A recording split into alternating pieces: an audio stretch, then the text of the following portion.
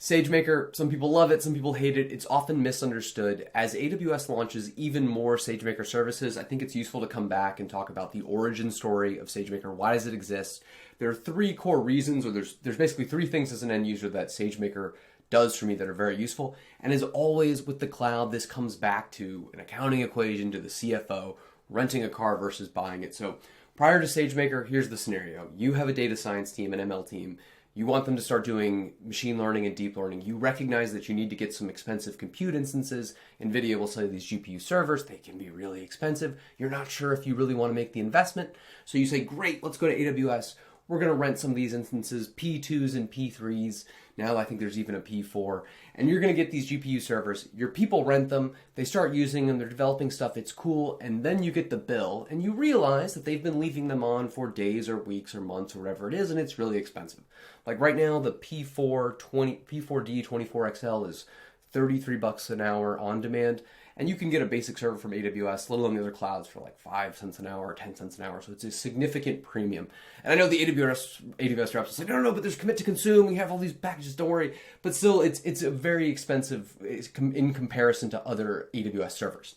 So what would the boss then says, look, we're spending too much money. Here's what I want you all to do. I want you to launch a server or servers that you need for your training job, your ML job. Then train and save your model. And when you're done with that, I want you to delete the servers. That's it, right? That's how we're going to keep costs down. That's how it always works in the cloud. We start stuff when we need it. We stop it when we don't need it. And if we ask people to do this and just be disciplined, we're humans, we're fallible, we're going to screw it up. That won't work. So instead, we write some code, we do some engineering work to automate this process. AWS said, why don't we just launch a service that does that? SageMaker. This is the core of SageMaker. So whether you're interacting with SageMaker, and it has gotten so confusing with SageMaker Studio, SageMaker Canvas, SageMaker Notebooks, a million and one things, but the core idea here is that what SageMaker is giving us is an automated way to launch servers or a server or servers, do expensive computation, and automatically have them automatically shut down, tear down, so we don't incur costs when those jobs finish, meanwhile saving all of our work so we don't lose it, we didn't waste the job.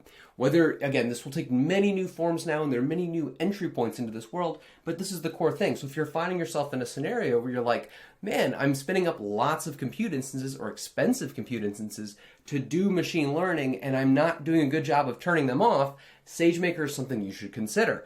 If you don't have that problem, you may still want to use SageMaker for other reasons, but you're at least outside of the core value of the tool.